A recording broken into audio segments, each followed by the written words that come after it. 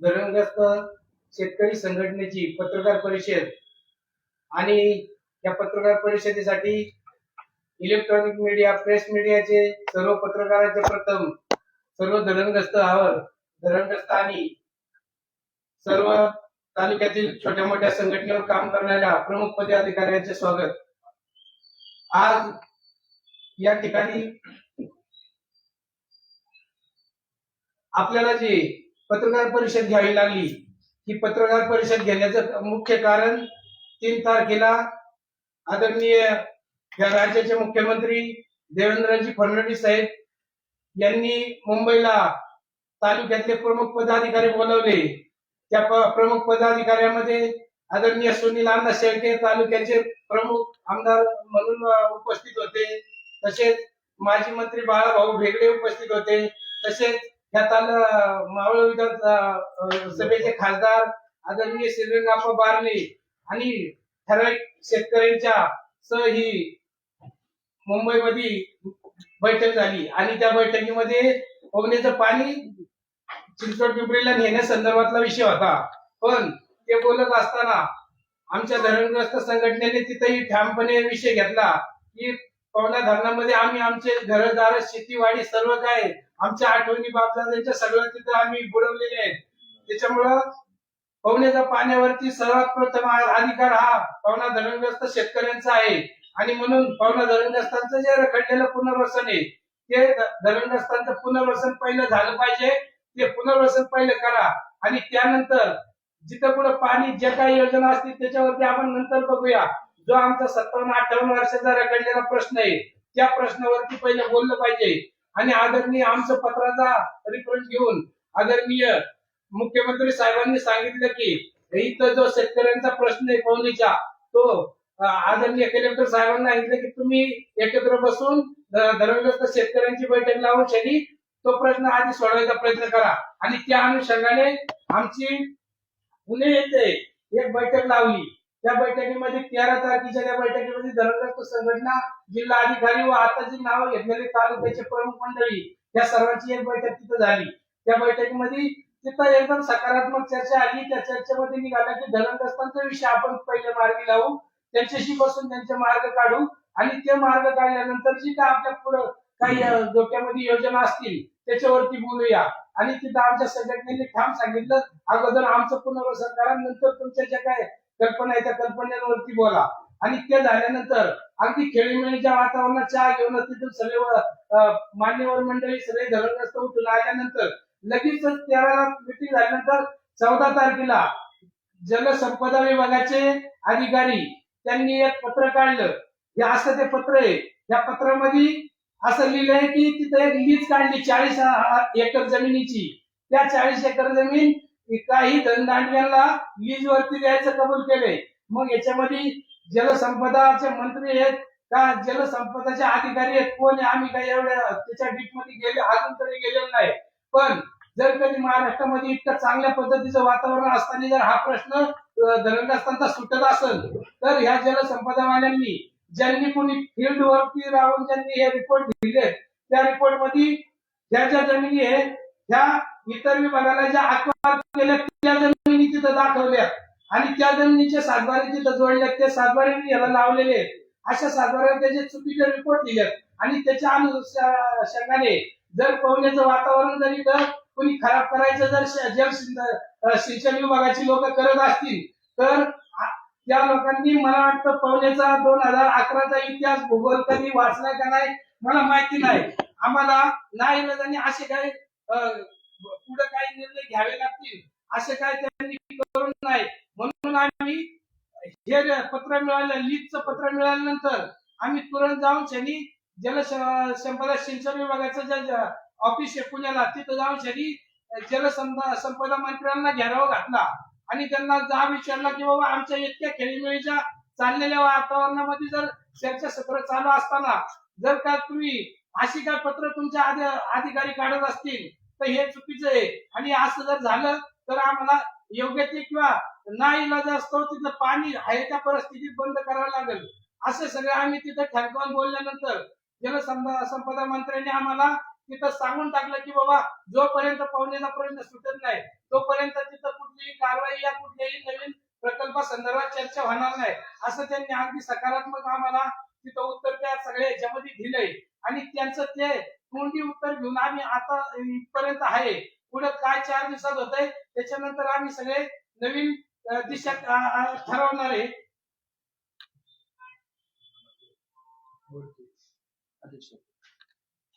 प्रथमतः कलेक्टर साहेबांनी ज्या पद्धतीने आम्हाला कलेक्टर ऑफिसच्या 13 तारखेच्या मीटिंग मध्ये सूचित करून सांगितलं की पहिलं पुनर्वसन आणि नंतर बाकीच्या चर्चा, तिथं पाटबंधारेने आम्हाला विचारणा केली की पवनेचं जे मजबूतीकरण आहे 17, 18, 20 वर्षापासून रखडलेलं, त्याच्या संदर्भात तुमची भूमिका काय आहे.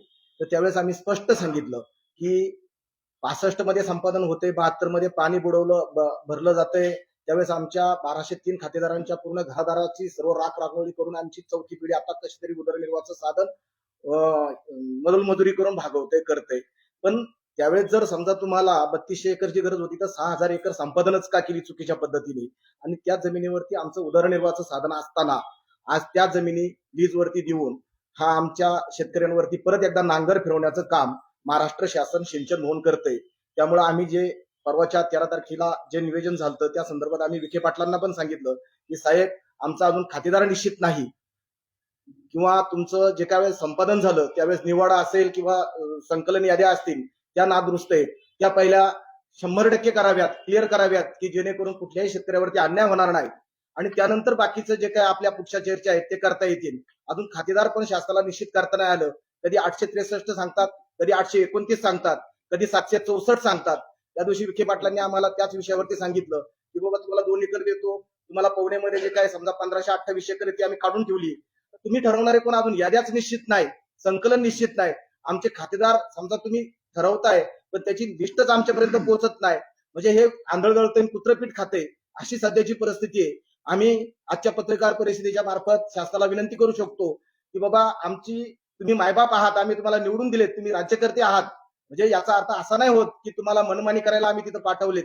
विनंती आहे आमची की आम्ही खरंच फार भोगले, 60 वर्ष भोगले, तर आम्हाला जर तुम्हाला पुनर्वसन करता येत नसेल तर जेवढे धरणग्रस्त आहे त्यांना आम्हाला तुम्ही गाढवं घेऊन द्या, आम्ही मोलमजुरी करू आणि उपजीविकेचं साधन करू, म्हणजे आम्हाला या महाराष्ट्रामध्ये देशामध्ये लोकशाही आहे की नाही याचं पण आम्हाला जिवंत उदाहरण आता तर आम्ही पाहतोयच. कारण एक साईडला तुम्ही म्हणताय की आम्ही पुनर्वसन करायला तयार आहे आणि दुसऱ्या साईडला ज्या आमच्या वहिवाटीतल्या ताब्यातल्या ज्या जमिनी आहेत त्याच लीजवरती देऊन शानी आम्हाला आंध्रात ठेवून शानी चाललेला हा फार मोठा आमचा विश्वासघात आहे.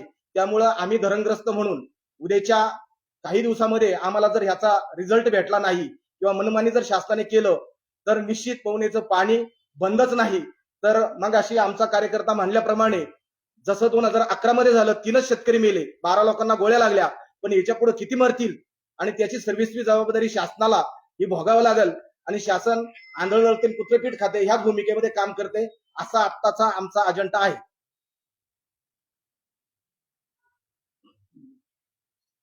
आताच आमच्या कार्यकर्त्यांनी जे सांगितलं की जे आता सध्या चालू आहे की मिटिंगा झाल्या, पुनर्वसन करण्याचा आमचा उद्योग हे चालू आहे, प्रशासनाचं चालू आहे, आणि ह्या बोलणी चालू असताना हे होतं ते आपले जे प्रशासन करतं आणि त्याच्यात मंत्री महोदय हे सगळ्या गोष्टी करून आम्ही आताच त्या गोष्टी पोवा झालाय सगळा की त्याच्या बोलण्यात हे झालं. पण आमचं एकच सांगायचंय की आम्हाला एकच कळत नाही शासनातून की गेली 60-65 वर्ष या डॅमची निर्मिती झाल्यापासून आतापर्यंत शासनाने प्रत्येक वेळेला आम्हाला फक्त आश्वासनच दिली. प्रत्येक मंत्री पुढारी प्रत्येक येणार किती त्याच्यात शासन बदली झालेत, राज्यकर्ते बदले झालेत, पण त्याच्यामध्ये आम्हाला कधी फक्त आश्वासनाशिवाय दुसरं काहीच मिळालं नाही. मला हेच काही कळत नाही की एखादा प्रकल्प आला पण त्या गोष्टी आल्या तर त्याच्यात लगेच तुम्ही पाहिजे तेवढा भरमसाठ निधी टाकून कितीतरी कोटीचा त्यात तुम्ही पटकन करता, आणि जो एक प्रकल्प ज्याच्यामुळे आज पाण्याची गरज आहे, आज म्हणजे राज्यामध्ये पाण्याची गरज आहे, आणि त्या धरणाचं तुम्ही जर पुनर्वसन गेली 60-65 वर्षापूर्वी जर ते धरण बांधलंय आणि त्यावेळेचा कायदा असा सांगतो की धरण बांधल्यानंतर लगेच त्या 8 वर्षामध्ये ते पुनर्वसन ज्यावेळेला पाणी तुम्ही 65 ला धरणाची निर्मिती केली आणि 72 ला पाणी साठवलं, तर ज्या धरणाची निर्मिती झाली त्यावेळेला पाणी साठवल्यानंतर तो कायदा असा सांगतो की त्यावेळेला 8 वर्षात पुनर्वसन शेतकऱ्यांचं करायला पाहिजे होतं, ते तुम्ही केलं नाही. म्हणजे ही शासनाची चूक असून सुद्धा ते आमच्यावर लागतात. मला एकच प्रश्न विचारायचा आहे की आमचे जे आमची आता तिसरी पिढी आहे आणि आम्ही तिथं ज्या उर्वरित जागा आहेत तर त्या वेळेला शासनाला सांगितलं होतं की तुम्ही अतिरिक्त जमीन संपादन करताना जी मला 3-3.5 हजार एकर जमीन लागत होती तर तुम्ही 6.5 हजार एकर जमीन का संपादन केली हा मोठा प्रश्न आहे. त्याच्यात तुम्ही 328 एकर जमीन अतिरिक्त जमीन असल्यामुळे ती तुम्ही मूळ मालकांना परत पण 98 ला केली आणि मग आमच्या शेतकऱ्यांना तुम्ही ती जमीन का संपादन करायचं म्हणजे नंतर चुकीने तुमच्या हाताने ते संपादन करा असंच म्हणतो आम्ही. पण ते तुम्ही करा त्याच्यासाठी आम्हाला हायकोर्टात जाऊन जर न्याय मागावा लागत असेल तर ही एक लोकशाहीला काळीमा भासणारी गोष्ट आहे. आम्हाला एकच सांगायचं आहे की हे करताना आमचं पुनर्वसन 9 मे 1973 जाहीर आहे त्याप्रमाणे आमचं उर्वरित राहिलेल्या आदेशाचं पालन करणं बाकीच्या आमच्या शेतकऱ्यांना नोकऱ्या देणं हे आमच्या जे 10 मागण्या आहेत आम्ही 10 मागण्या त्यांच्याकडे दिल्या ह्या पूर्ण झाल्याशिवाय आम्ही प्रकल्पाला हात लावून देणार नाही किंवा कोणत्याही गोष्टीला तुम्हाला कोणतंही काम करून देणार नाही हे आमच्या शेतकऱ्यांचा उद्रेक. 1965 साली धरणाचं काम चालू करण्यात आलं. 72 पूर्ण झालं. 72 पासून आमचा शेतकरी वंचित आहे. 58 वर्ष झाली. अनेक नेते बदली झाले तरी पण पुनर्वसनाचा काही विषय कोणी घेतला नाही. पिंपरी चिंचवडला पाणी जाते पण जे धरणाच्या वरती गाव आहेत त्यांना पाणी मिळालं नाही. पिंपरी चिंचवडला पाणी भरपूर जाते आता बंदिस्त पाईपलाईन न्यायची त्यांना पण पहिलं आमच्या लोकांना पाणी पाहिजे नंतर न्या आणि पिंपरी चिंचवडला एकही आमचा शेतकरी कोणी कामाला घेतलेला नाही. आम्ही कोटेशन भरले आम्ही पिंपरी चिंचवडला गाळासाठी पैसे भरले 30 वर्ष झाले अजून आम्हाला गाळा ताब्यात दिला नाही. थोडं बोलतो मी. पौदा धरणग्रस्त संयुक्त संघटने सर्व पदाधिकाऱ्यांनी या ठिकाणी 10 मागण्या आपल्या सांगितलेल्या आहेत आणि या मागण्याचा सातत्याने पाठपुरावा करून देखील शासन दखल घेत नाही. गांभीर्याची बाब ही अशी आहे की शासनाकडे कुठलाही डेटा नाही की तुम्ही ज्या जमिनी बळकवल्या त्याला संपादन हा शब्द वापरता येणार नाही. ज्या बळकवल्या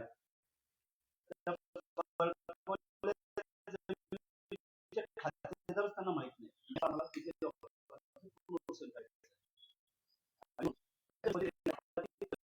बाधित खातेदार आहेत त्या खातेदारांचं 9 मे 1973 प्रमाणे पहिल्या काळात गेलं ही सुधाची फसवणूक त्याच्यामुळे दिलेल्या जमिनी आहेत ठाकूर साहेबमध्ये आणि शासनाच्या आम्ही पूर्ण केलेलं आहे. आंबी या ठिकाणी जे पुनर्वसन केलं गेलं धरणग्रस्तांचं रिझर्व्ह फॉरेस्ट मध्ये केलं गेलं.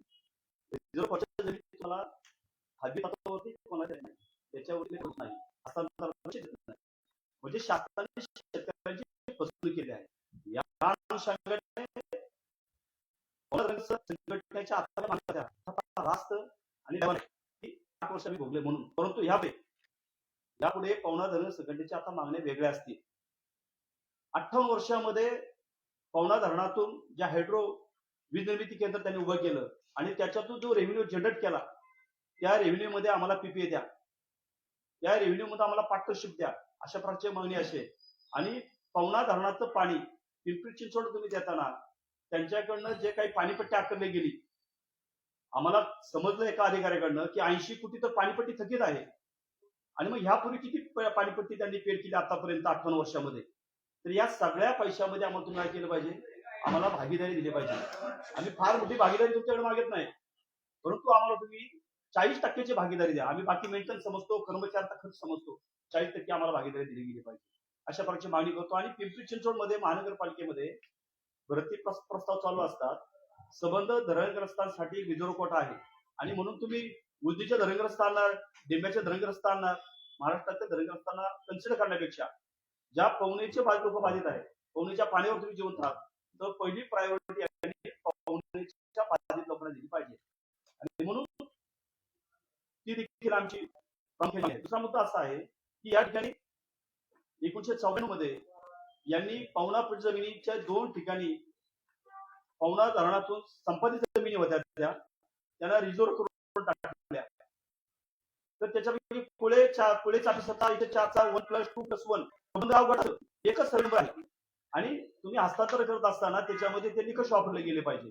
मग पुळे 104चं जे काय पवना प्रोजेक्ट मधून त्याच्यावरती तो प्रस्थापित केला गेला मूळ मालकाला तर त्याला निकष कुठला वापरला तर त्याच निकषावरती आता ज्या जमिनी तुमच्याकडे आहेत संपादनामध्ये आणि त्या तुमच्या वापरात नाही, त्या बिनशर्त तुम्ही आता आमचं पुनर्वसनाचा विषय तर सोडून द्या, पण त्या आम्ही मालक आहोत, त्या आम्हाला ताबे देऊन टाका.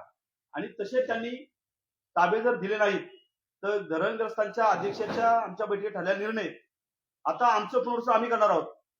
प्रत्येक बाधित शेतकऱ्याला आम्ही आता जमीन देणार आहोत. आणि तसं हायकोर्टाचे सॅनिटेशन आहे, हायकोर्टचा निकाल आहे. हायकोर्ट म्हणतंय की एखाद्या प्रपोजलसाठी तुम्ही जमीन संपादित केली आणि ती जमीन, त्या जमिनीवर तो प्रपोजल, तो प्रोजेक्ट 5 वर्ष जर तुम्ही तो केला नाही तर 5 वर्षानंतर ती जमीन बिनशर्त त्या मूळ शेतकऱ्याला, मूळ बाधित शेतकऱ्याला प्राप्त करायची आहे. आणि म्हणून उर्वरित ज्या जमिनी आहेत, दगड मातीसाठी तुम्ही ताब्यात घेतल्या होत्या, तुमचा 2018च्या बाहेरच्या जमिनी अतिरिक्त जमिनी आहेत, त्या जमिनी आमच्या आहेत, ज्याच्यावर आम्ही आता शेती करतोय, त्या जमिनीच्या मालक कायदेशीर आम्ही आहोत.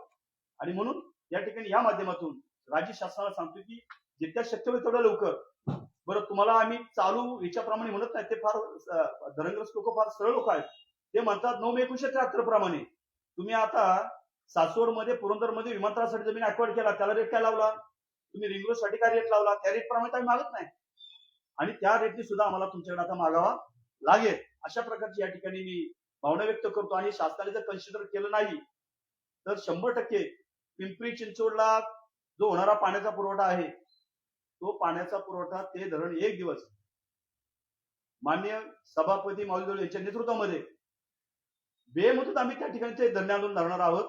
आणि पाण्याचा एक थेंबही जाऊन देणार नाही. रक्ताचे थेंब गेले तरी चालेल, पण पाण्याचा थेंब जाऊ दिला जाणार नाही. अशा प्रकारे या ठिकाणी आपल्या माध्यमातून सांगतो. रामकृष्ण हरी.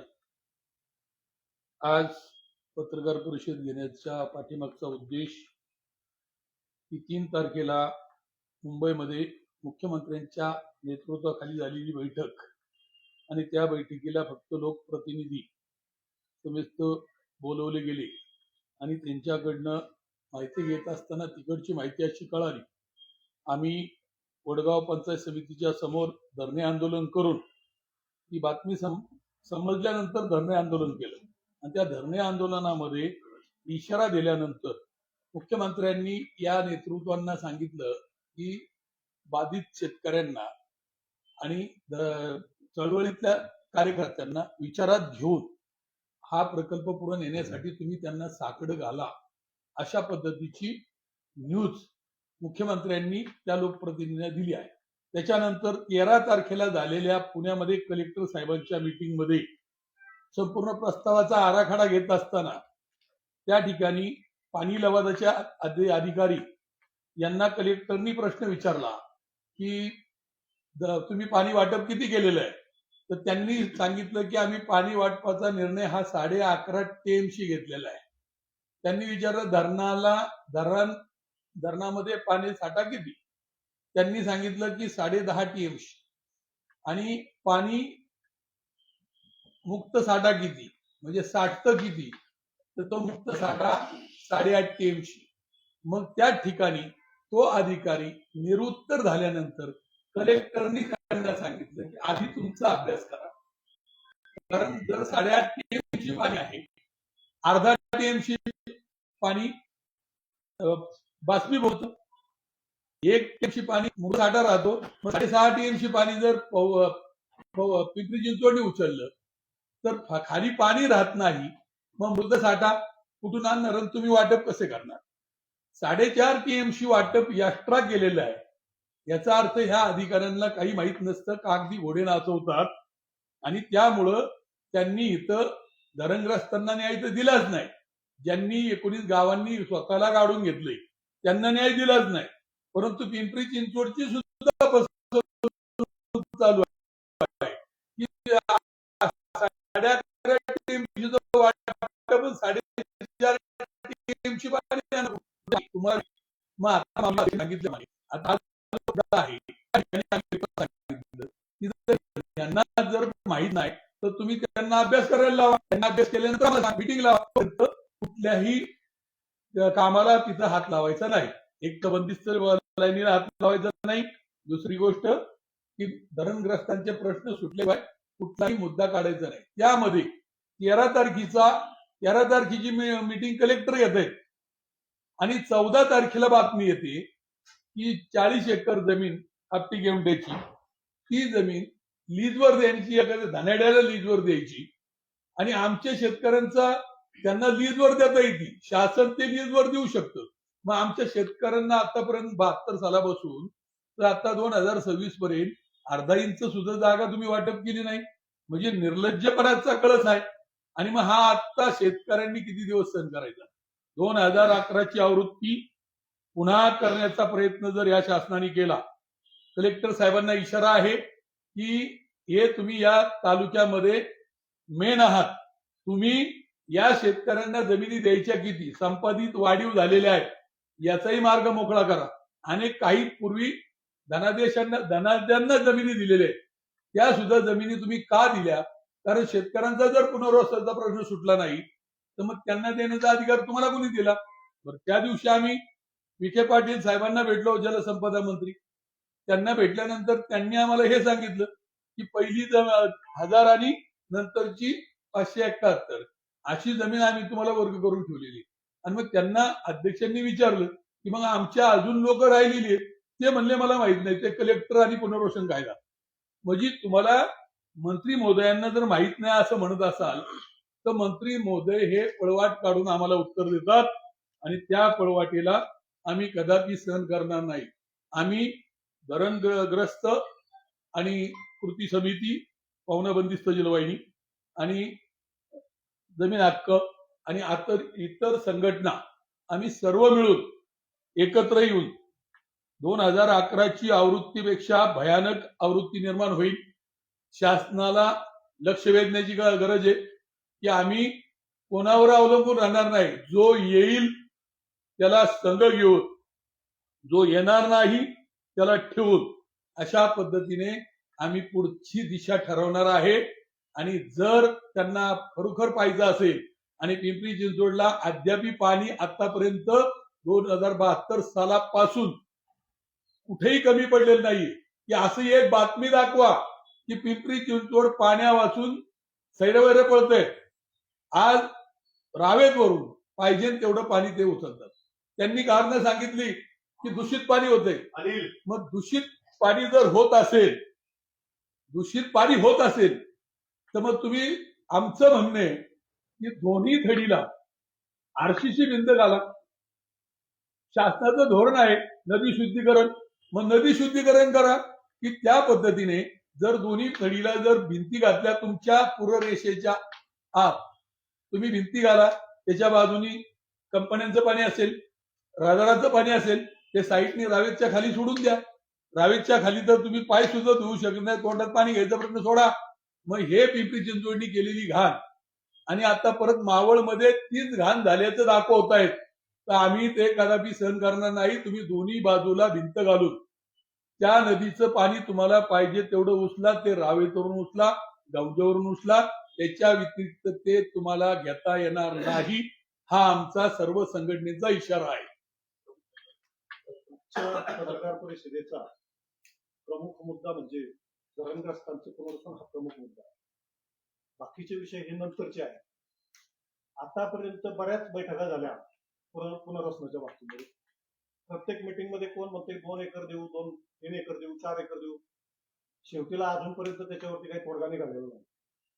त्यामुळं प्रथम मुद्दा हा आहे की प्रत्येक धरणग्रस्त शेतकऱ्याला किमान 4 एकरचं पुनर्वसन हे झालंच पाहिजे कुठल्याही परिस्थितीत. आणि त्यानंतरच जे काही प्रश्न असतील बाकीचे, जलवाहिनीचा प्रश्न असेल किंवा अजून जे काही प्रश्न असतील ते तर नंतर उपस्थित आणि त्या विषयावरती नंतर चर्चा केली जाईल. आणि पहिला मुद्दा म्हणजे हा पुनर्वसनाचा प्रश्न पहिला मार्गी लावला पाहिजे शासनाने. आणि त्यानंतर जे काही धरणाचं जे पाणी आहे, प्रथम प्राधान्याने विचार केला तर स्थानिक लोकांना धरणाचं पाणी प्रथम प्राधान्याने मिळालं पाहिजे आणि उर्वरित पाणी जे काही राहील ते नंतर पिंपरी चिंचवड शहराला जाईल. आज मितीनुसार, आजच्या तारखेनुसार जी काही लोकसंख्या मावळ तालुक्याची झालेली आहे त्या लोकसंख्येला किमान 4 टीएमसी पाणी आज आवश्यक आहे. आणि इथून पुढच्या काळामध्ये 8 किंवा 10 वर्षानंतर अजून 1 टीएमसी पाणी वाढवून हे मावळ तालुक्याला लागणार आहे. म्हणजे 5 टीएमसी पाणी हे मावळ तालुक्याला लागणार आहे. आणि मग उर्वरित राहिलेलं पाणी रावेतच्या घेऊन जाऊ, सर्व धनस्थ आणि सर्व शेतकऱ्यांच्या पद्धतीने मी या ठिकाणी शासनाकडे मागणी करतो आणि जर कुठल्या प्रकारचा अतिरेक करण्याचा प्रयत्न केला तर धरणग्रस्त क्षेत्री आणि मावळ तालुक्यातील जनतेच्या वतीने तीव्र स्वरूपाचं आंदोलन या ठिकाणी केलं जाईल याची शासनाने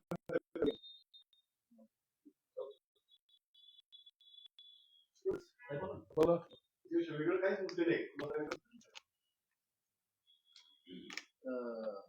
जे पवना धरणामध्ये जलसाठा वाढवण्यासाठी जे मध्यंतरी असणारे बेट आहे बरेचशा उतळ भाग आहे त्याचं खोलीकरण झालं पाहिजे अशी ही एका घटकाकडनं मागणी होती. त्याबद्दल काय चालते प्रतिवर्षी चाल करायचं काम मे महिन्यामध्ये काढलं जातं. एका बाजूला शासन असं दाखवतं की आम्ही धरणातील जलसाठा वाढवण्यासाठी तिथे माती काढत आहोत, गाळ काढत आहोत. दुसऱ्या बाजूला इतके दुर्लक्षित आहे ते डिपार्टमेंट कृष्णा खोरे की धरणामध्ये 4 एकरला भराव करून एका उद्योजकाने आतमध्ये ताबा घेतला धरणाच्या आतमध्ये, असं एकाने नाही घेतला. त्या धरणाच्या आतमध्ये म्हणजे धरण सुरक्षा संहिता कायद्याला त्यांनी भंग केलाय. मोठ्या प्रमाणामध्ये त्या ठिकाणी अतिक्रमण डिपार्टमेंट केलेली आहे. जर तुम्ही कुळ 104 मध्ये गेलात तर तुम्हाला धरणाच्या आतमध्ये 4 एकर वरती पाण्यामध्ये बेट तयार केले आणि त्या बेटाचा ताबा घेतलाय. पश्चिम पट्ट्यामध्ये जेवढी रिक्वायरमेंट झाली, शिंदगावच्या भागात झाली, आंबेगावच्या भागात झाली, ही मोठ्या प्रमाणात दुसरी भांडवलदार काय करतायत, रिक्वायरमेंट करतायत. आणि हे शेतकरी जे जमीन कसत होते रेल फॅक्ट मध्ये त्या जमिनीच्या माती काढून नेल्यात, गाळ काढून नेलेला नाही. जर खरंच त्यांना गाळ काढायचा असेल तर त्यांनी धरणाच्या आतमध्ये जाऊन गाळ काढला पाहिजे. ठाकूर साहेब माझा शेतकरी, खडगाव शेतकरी, वाघिसोचा शेतकरी, जोमचा शेतकरी, या शेतकऱ्याच्या जमीन यांनी बाधित केल्या. उर्वरित ज्या पवनापुरतीच्या जमिनी होत्या त्या बाधित केल्या. ज्या ठिकाणी एकच मिनिट, त्या ठिकाणी दिवंगत पालकमंत्री बापट साहेब हे पुणे जिल्ह्याचे पालकमंत्री होते आणि त्यांच्याकडे ही मीटिंग लागली.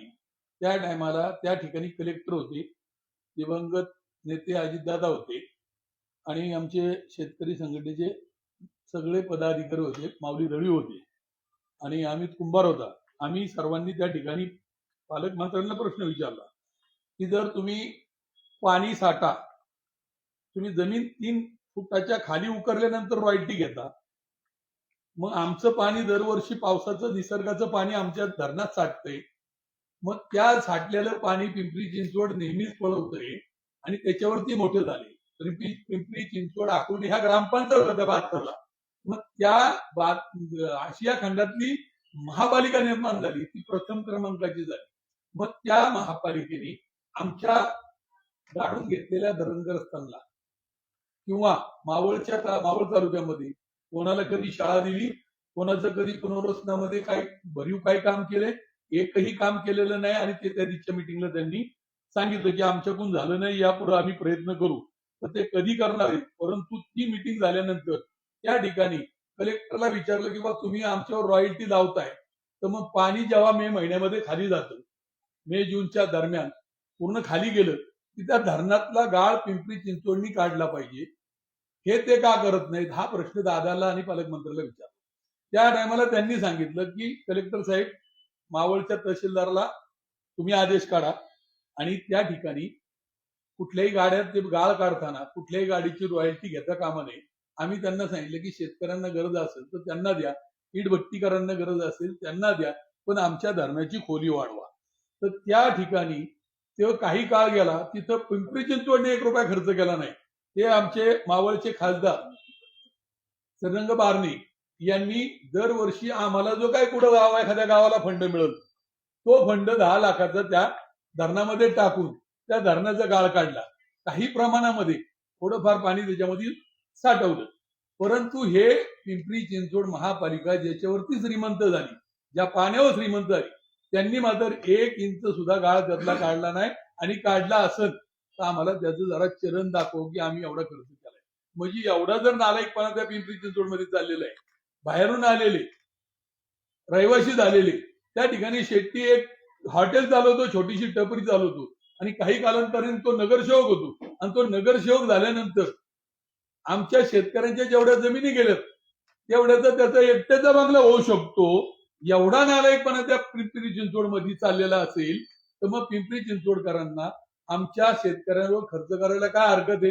म्हणून ह्या ज्या सगळ्या विविध गोष्टी आहेत याचा उद्रेक होऊ नये याची काळजी पिंपरी चिंचवडनी आणि महाराष्ट्र शासनाने घ्यावं ही आम्ही त्यांना विनंतीपूर्वक सांगतो. अन्यथा काही काळाने तुम्ही जर हातपाय हलवायचा प्रयत्न केला तर आम्ही तुम्हाला त्या ठिकाणी येऊ देणार नाही. हा आजच आम्ही तुम्हाला ह्या पत्रकार परिषदेच्या माध्यमातून इशारा देतो आणि थांबतो. जय हिंद, जय भारत. पवना धरणग्रस्तांचं पुनर्वसन हा प्रश्न गेल्या अनेक वर्षापासून तुम्ही सगळे तोच मुद्दा घेऊन आजही मांडताय. पुनर्वसन झालं पाहिजे आणि 2011 पासून जेलवाहिनीचा मुद्दा पुढे आला. अलीकडच्या काळात जेलवाहिनी पूर्ण करण्याचा घाट शासनाने घातलाय आणि शासनच माझ्या माहितीप्रमाणे शासन पुनर्वसन आणि जेलवाहिनी हे दोन प्रश्न एकत्र आणतंय. पुनर्वसन झालं तर शेतकरी तयार होतील आणि जेलवाहिनीला मान्यता देतील अशी शासनाची भूमिका आहे. आज जर ती परिस्थिती आली, पुनर्वसन जवळपास शेवटच्या टप्प्यात आहे, हे जर झालं तर जेलवाहिनीला तुमचा विरोध आहे का जेलवाहिनीला समर्थन देणार? पुनर्वसन म्हणजे ज्यांनी धरणामध्ये स्वतःला गाडून घेतलं ते धरणग्रस्त आहेत संबंध. तो प्रश्न पहिला प्रायोरिटीचा आहे, तो आधीचा आहे. तो धरण निर्मितीचा प्रश्न आहे. आता राहिला प्रश्न नदीचा. तर धरणग्रस्त तर बाधित होतीलच वरच्या भागामध्ये, कारण यांनी थेट जर पाईपलाईन केली त्या धरणामध्ये आणि ते 7 टीएमसी म्हणतात, पण ते किती टीएमसी आता रिझर्व त्या बैठकीमध्ये जेव्हा त्या अधिकाऱ्याला विचार केला मुख्य अभियंत्याला की आपल्याकडे आता रिझर्व साठा किती आहे, तो 0.5 मायनस होता. की जेवढी आपल्या मावळच्या जनतेला त्याची ताण सध्या चालूची भागत नाही त्या पाण्याने. आणि मग हा काही दोन विषय एकत्रित करण्याचा संबंध नाही. त्या माध्यमातून राज्य सरकार ब्लॅकमेलिंग करतं असं मला वाटतंय. परंतु जर बंदिस्त जेलवाहिनी जर गेली तर मावळचे उद्योग ठप्प पडतील, मावळच्या जनतेची भविष्यातील तहान भागणार नाही. आणि म्हणून मावळला जर हिरवळ ठेवायचं असेल, जर शेतकऱ्यांना जर समाधानकर ठेवायचं असेल तर ती नॅचरली ती नदी वाहून द्यावं लागेल आणि त्याच्यामध्ये कुठलंही कॉम्प्रोमाइज राहणार नाही. धरणग्रस्त करणार नाही. अध्यक्ष बरोबर का? बिलकुल नाही. ओके बघा अध्यक्ष आपण अध्यक्ष पत्रकार त्यांना काय जीवानीला काय विचार बोलले नव्हते, तुम्ही बोला. जिच्या मॅडम आल्या.